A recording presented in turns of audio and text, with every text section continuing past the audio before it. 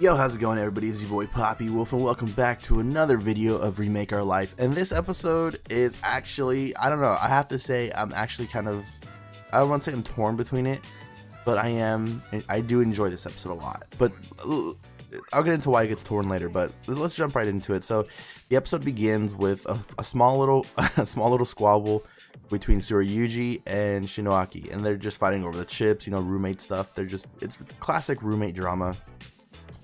And it does kind of play in his daily life idea of like being young and kind of just, you know, like the simple things of time of just, you know, arguing with your roommates, embarrassing things happening, working with one of your roommates at a local job, stuff like that. And then they get hit with the first big project they have to do with students is get into a 4-man team and make a 3-minute movie with the theme being time. And it's very interesting because the way they split it up is Nanako, which is the other girl, the brown-haired girl, brunette, I think is the term for it, brunette girl, is gonna be the actor. Blue-haired girl Shinoaki is gonna be, I believe, the storyboard artist, and Tsuruyuki, red hair shirt guy, is gonna be the screenwriter and script writer, and then of course the productionist is gonna be left to Kyoya. And it is an interesting idea that they're going to be doing a movie on time. They eventually come up with Kyoya gets the idea of making the movie about time about a train station. And then this is what causes my little torn with this episode is after reading that Tsuruyuki wants to talk to him outside because he's already made a script for it in 30 minutes. He made like an outline script of it, and he goes, "Bro, look, I've had this idea for a movie like that and I've had it locked up. Literally, there's no way you could have stole it, but like, is it a coincidence that you thought about this?" And then of course Kyoya starts thinking like, maybe did I read this somewhere, like I read it in a collections a long time ago. Did I just steal his work that he would have done earlier and make it sooner? And that part really gets me thinking, because like I'm like, well, they're doing the project together. It's not like it's not his project, so is it okay if you giving him his own idea earlier or letting him like forcing his idea now? And it's kind of weird, because then you start thinking, like, what if this wasn't a whole different idea that you learned or that you guys came up with? It's kind of hard, because you're trying to think, like, is it plagiarism? Is it not plagiarism? Is it morally wrong or anything?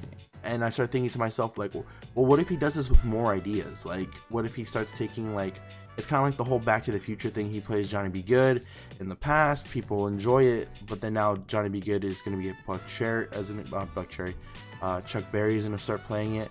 So like, does it really count as plagiarism? Like, are you stealing from these artists? And then it makes me think back to the movie Hot Tub Time Machine 2, where he literally made a career stealing music off of every artist that was coming into the future. And now you're kind of thinking like, this, I don't know what to say. Like, I feel like it's cheating. It does feel like cheating, but we don't know for sure the full extent of how he learned or how he came up with this idea. It just kind of sparked in him.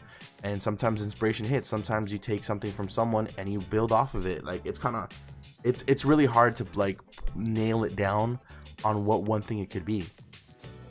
Now, with all that being said, the real crux of this episode, what really is the meat and potatoes of this episode, is the fact that Tsuruyuki is like, or Tsuruyuki, I keep calling Tsuruyuki. Tsuruyuki is kind of like, you know, like, okay, we got the movie, let's make the movie. And he goes, bro, like, I know we need to make it under 3 minutes, but we're not cutting the fucking story, dude. The script is powerful.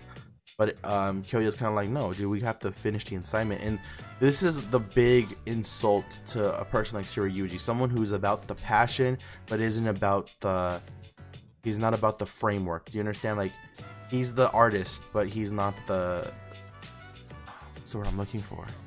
Like, it's about the passion, not about the money. You understand what I'm trying to say? Like, not the business. It's about passion, not business. And it sucks because he thought he met someone, a like-minded individual in Kyoya, that would understand, like, dude, we're not sacrificing the art for the assignment. The assignment is for us to make something great together, and I thought we could. But if you want to cut it, then that's you telling me that you would rather sacrifice the idea of art just to finish the assignment. And it hurts, because that really hits in Kyoya's head of like, damn, like, am I the asshole for this? And then of course everybody's not taking real sides, but they are kind of taking sides.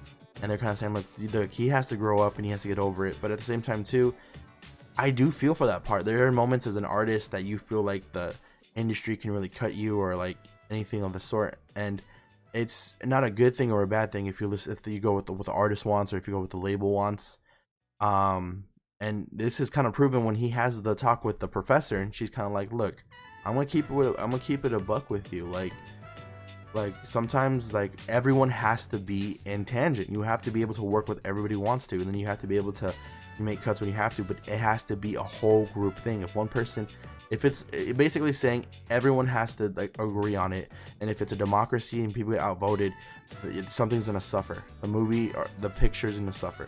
And he learns that, and then he decides to go back to Tsuruyuki and goes, look bro, we're not done with this conversation. We need to keep fighting, not fighting each other, but we need to keep going back and forth until we find a actual middle ground that works for everyone. And they eventually do. And then they get into the bigger problem, the fact that they got the wrong camera, and Tsuruyuki's kind of like, fuck dude, like I'm sorry guys, like I feel like I'm just causing one problem after another. The girls are like, oh shoot, what can we do? There's nothing we really can do. And this is really where the test of merit comes in for Kyoyo, where he goes like, I'm tired of making excuses, we're gonna find a way, I'm not giving up on this. And it's kind of showing like, yeah, that he's 10 years back in time, but he still has to understand the value of time is still very much important. Yeah, it's like you gained profit of time, but are you gonna waste it and just do the same thing you've always done? No, you have to use it, exuberate it, and you have to really just, at the end of the day, you do what you can. And I'm really happy on seeing this. It's really making everything come into a prospect of where the show's going, and how amazing it can be to work with not just talented people, but the idea of like working for yourself and actually pushing yourself through. And one thing I really like in characters is the fact that Tsuruyuki is like, he wants to, like, he finds that resonance in Kyoyo, kind of like in Bakuman with the two artists that they really want to work together, the storyboard artist and the artist. They like, look, it has to be this synergy that like, bro, like you make me want to be the best me. If you're gonna bring this quality of stuff, I have to bring this quality of stuff. And even Tsuruyuki kind of like says it when he starts questioning him about the script idea. He goes like, I was gonna make something that was on a pass, but knowing that someone else has had like the same idea, a golden idea like I've had before, makes me want to actually like try and actually like put something I want to make and love. Which is why the whole conflict between them of trying to meet in the middle really hurts and really makes you think like, dang, I feel like I've been in situations like this. Like when you work with creatives, it's really hard because there's people who want to make cuts, and sometimes people like, it's really hard. You can't really just look at a cut and just think, okay, we can cut that out. You kind of have to really just work with it, and everybody has to agree, because there's so many golden moments and small lines or small long pauses. Like it's just a real thing that really takes time. And that's what I love about the fact that the synergy of the whole house is becoming unison, and we can only hope that this will further not elaborate, but further carry them into the next coming assignments, which I'm kind of excited to see. I really can't wait to see how they fix the camera problem. I feel like they're gonna go to the club, that one club that they just all gonna roll to possibly help them. We'll see. But anyways, guys, this is your boy Poppy Wolf, the sadistic spirit guide yokai, saying peace out, peace and love, and adios. And I'll catch you guys in the next episode. Bye bye.